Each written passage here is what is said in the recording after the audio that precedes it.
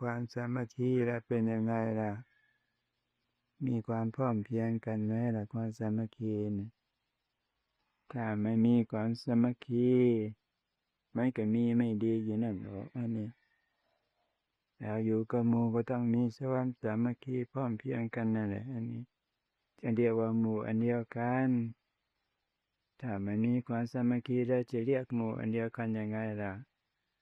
นั่นแหละมันมีไม่ดีอยู่นั่นแหละหมดนั่นแหละเป็นน้ำหนึ่งใจเดียวกันนะ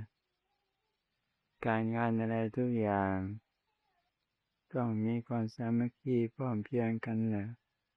พอแล้วอาศัยโมอยู่กับโมน่าจะไม่มีความสามัคคียังไงล่ะดูโมเขาทำยังไงแล้วก็ทำอย่างเขาความสามัคคีนะแต่สามัคคีก็เอาแต่ความสุขตัวเองนะนี่โมเขาจะเป็นยังไงกับนั่นเขานั่นแล้วไม่อาศัยโมเพื่อนหรือนะไม่ใช่เราแตกสามัคคีได้หรือมันเป็นธรรมหรือนั่นนะแตกสามัคคีไม่มีพร้อมเพรียงกันมันก็อยู่กับหมู่ไม่ได้นั่นแหละอันนี้อาศัยหมู่ก็ต้องมีความสามัคคีพร้อมเพรียงกันนั่นแหละอันนี้ว่าอาศัยซึ่งกันและกันแตกสามัคคีแล้วแต่เดี๋ยวเราในอาศัยหมู่เพื่อนแหละอันนี้ยังอาศัยหมู่เพื่อนอยู่อันนี้อยู่กับหมู่ก็ต้องพร้อมเพรียงกับหมู่นั่นแหละอันนี้เป็นน้ำหนึ่งใจเดียวกันมันจึงเป็นธรรมเป็นวินัยเป็นข้อปฏิบัติความสามัคคีนะสำคัญเนี่ยแตกสามัคคีแล้วก็ไปไม่ถึงฝั่งแต่อันนี้ต้องมีความสามัคคีพร้อมเพรียงกันล่ะ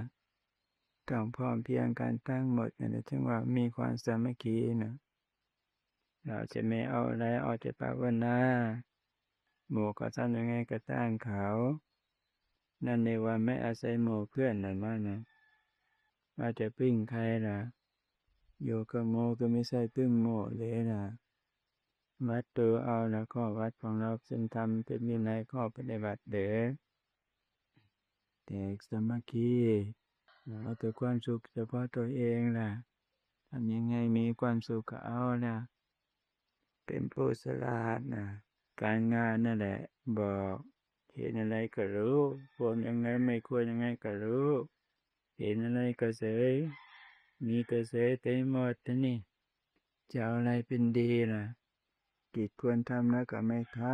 ำมันจะหาความดีไม่ได้เด่นว่ากังวัดดูนั่นแหละความดีของเรานะถ้ามีผู้ติเตียนได้ก็ยังไม่ดีดียังไม่พอนะ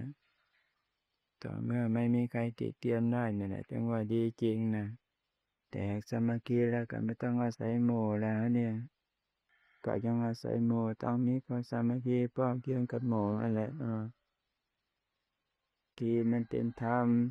เป็นวินัยเป็นข้อปฏิบัติแต่สามัคคีนั่นนะไม่เป็นธรรมไม่เป็นวินัยไม่ใช่ข้อปฏิบัติต่อนะ